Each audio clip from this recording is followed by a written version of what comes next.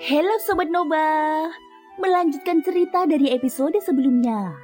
Di episode sebelumnya, Wang Lin tampil semakin dominan, mampu menekan lawan tanpa bertarung, membaca jebakan keluarga Ran dalam lelang pil peringkat 8, sekaligus menunjukkan kebijaksanaannya. Di samping itu, pertemuannya dengan Sun Tai menghadirkan sisi emosional. Sun Tai yang dahulu tampak kuat, tetapi sekarang tampak rapuh. Dia menyerahkan amanah terakhir kepadanya.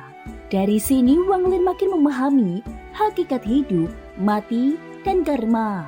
Pada saat ini Xin diperlihatkan di planet 1000 ilusi. Liu Mei sedang duduk bersila di sebuah ruangan. Dia memegang tas penyimpanannya, satu-satunya benda yang memberinya ketenangan. Di dalam tas itu ada sesuatu yang berharga baginya, yang membuatnya tidak merasa sendirian. Namun, wajah Liu Mei menunjukkan kesakitan yang dalam, yang segera dia tutupi dengan ketidakpedulian. Ada fluktuasi energi dari dalam tasnya. Liu Mei mengorbankan setetes darahnya untuk menenangkan benda itu. Tetapi kemudian dia menghela nafas lirih. Harta karun yang kusiapkan untuknya kini tak berguna. Sementara itu, sebuah kabar besar mengguncang planet ini. Seorang leluhur tua yang sudah lama menghilang kembali bersama seorang murid berbakat. 3 bulan lagi akan diadakan ritual garis keturunan agar murid ini menjadi anggota inti keluarga Huan. Berita ini pun menyebar cepat ke seluruh planet bawahan, termasuk Ranyun.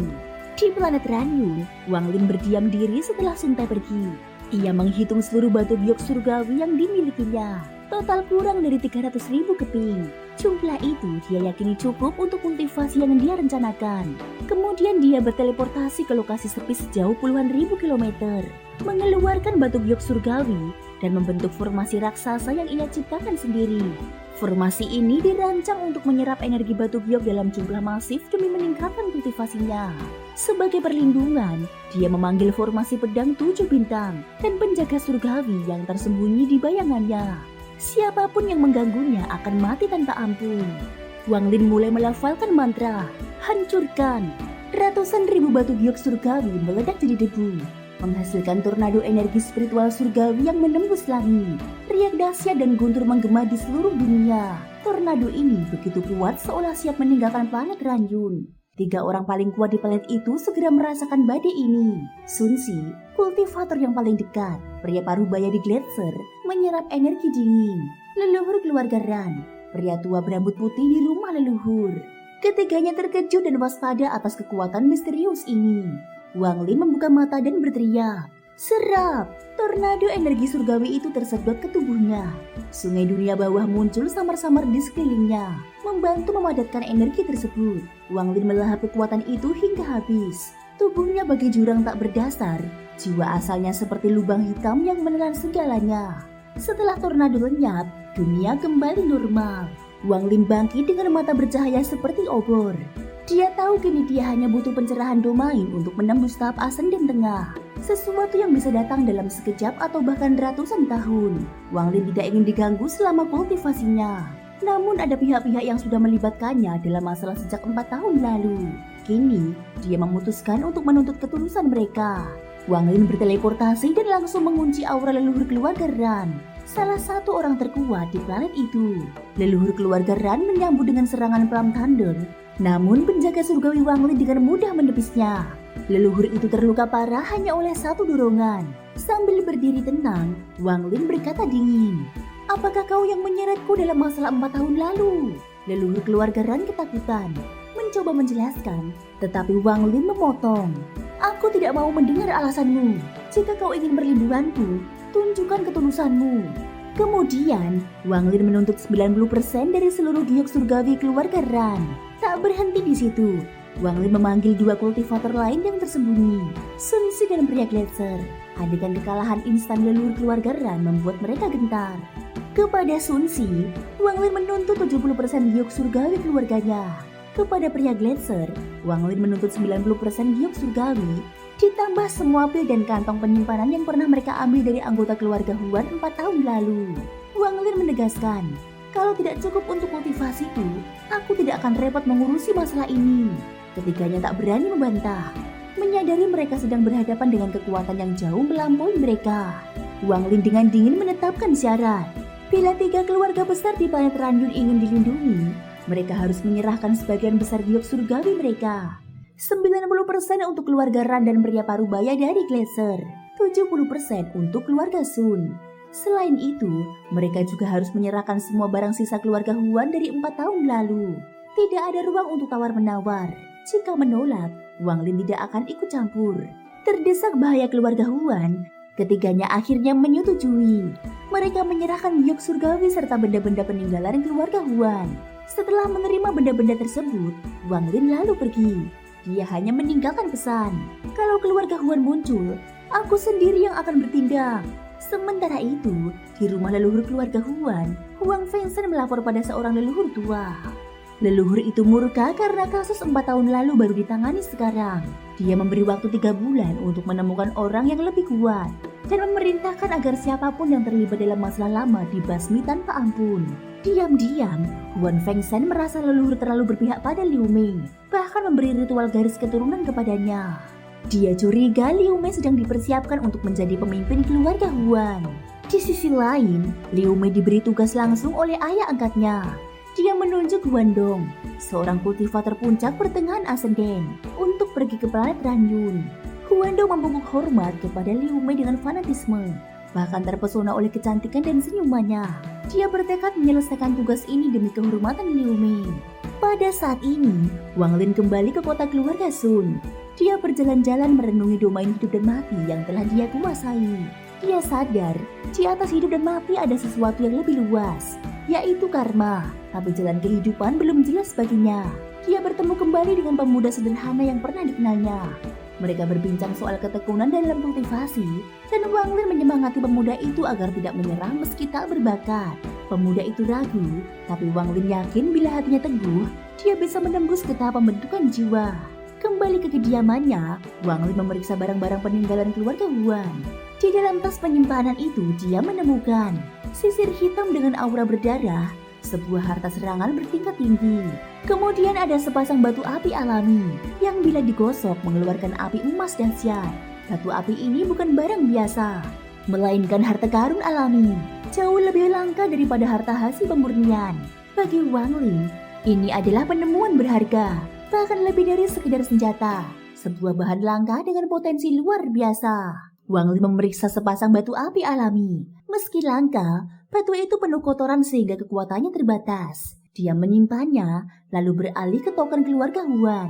Dari luar tampak biasa, namun setelah meminjam kekuatan penjaga surgawi, dia menemukan token itu terhubung pada mantra jiwa, alat bagi keluarga Huan untuk mengetahui bila anggotanya mati. Selanjutnya, dia meneliti giok misterius. Di dalamnya ada sisa kebencian dan mantra pesan.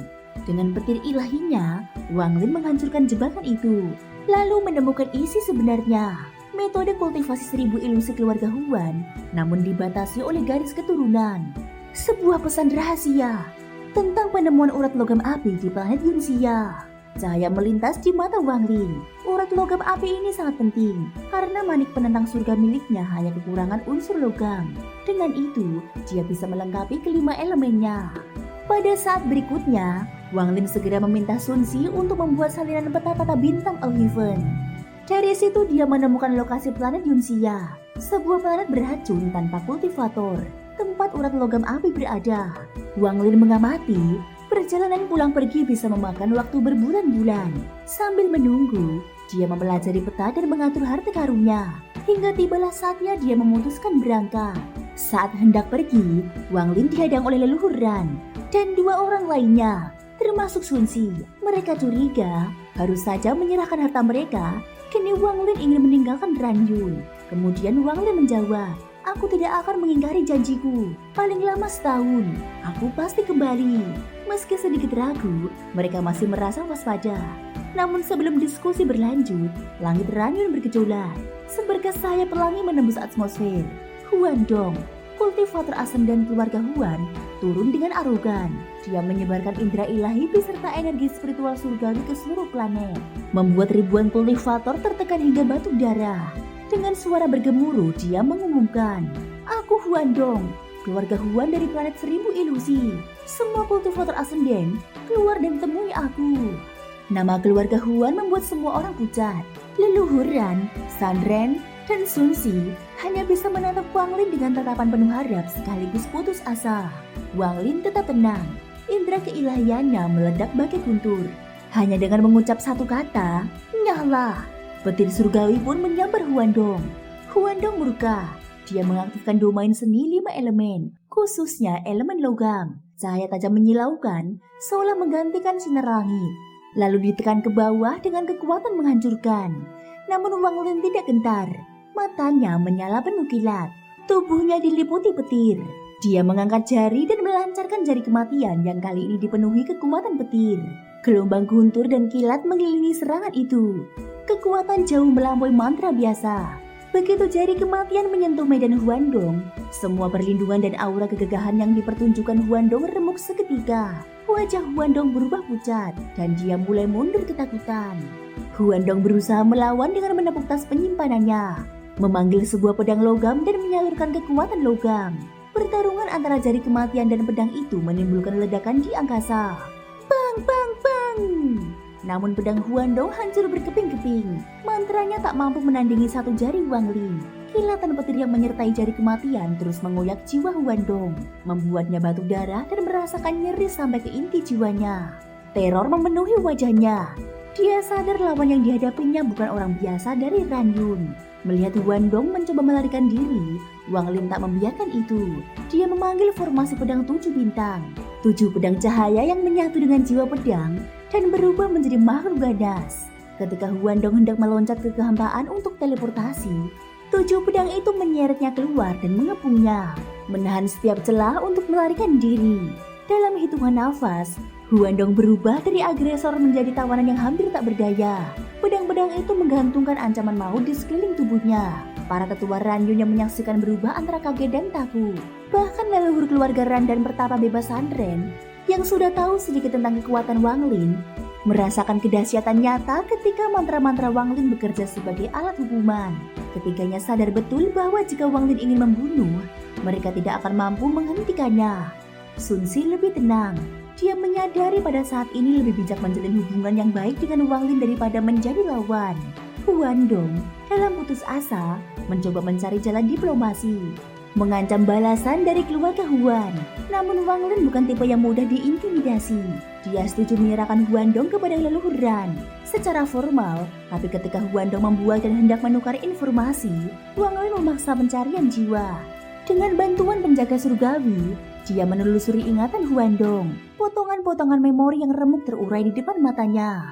Dari memori itu, sebuah wajah dan nama muncul, Liu Mei. Melihat adegan-adegan dari planet Susaku dan makam Susaku menimbulkan reaksi tajam di hati Wang Lin.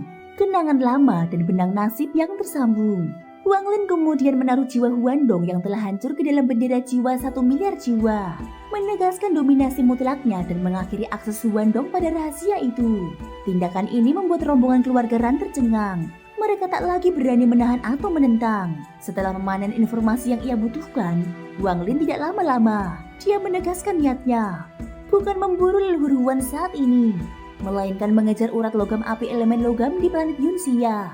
Bahan krusial untuk menyempurnakan manik penentang surga miliknya. Dia menilai bahwa jika Liu Mei tetap bertingkah seperti dahulu, konsekuensinya mungkin fatal. Tetapi fokus utamanya sekarang adalah peta dan misi ke Yunxia. Dengan keputusan itu, ia memosisikan ancaman secara strategis. Bila dia tidak bisa membunuh leluhur Huan, dia siap menghajar anggota keluarganya demi pembalasan bila perlu. Sebelum menghilang ke angkasa, Wang Lin memunculkan kompas bintang yang berubah menjadi naga perak, alat perjalanan dan simbol pemberangkatannya. Dia duduk bersila di atas naga itu, memusatkan pikiran pada peta dan tujuan. Sepanjang perjalanan dia tak beristirahat, semangatnya penuh tekad. Urat logam di Yunxia akan melengkapi maniknya, dan siapapun yang berani menghalangi akan dibunuh. Dalam sebulan pengembaraan ilahi, planet Yunxia akhirnya muncul dalam penglihatannya sebagai tujuan yang dekat dan menentukan. Thank you guys sudah mendengarkan ceritaku di episode kali ini sampai akhir. Ikutin terus kelanjutan episode berikutnya ya. Terima kasih buat kalian semua yang udah subscribe, like, dan komennya. Semoga hari kalian menyenangkan. Sampai jumpa dan bye-bye.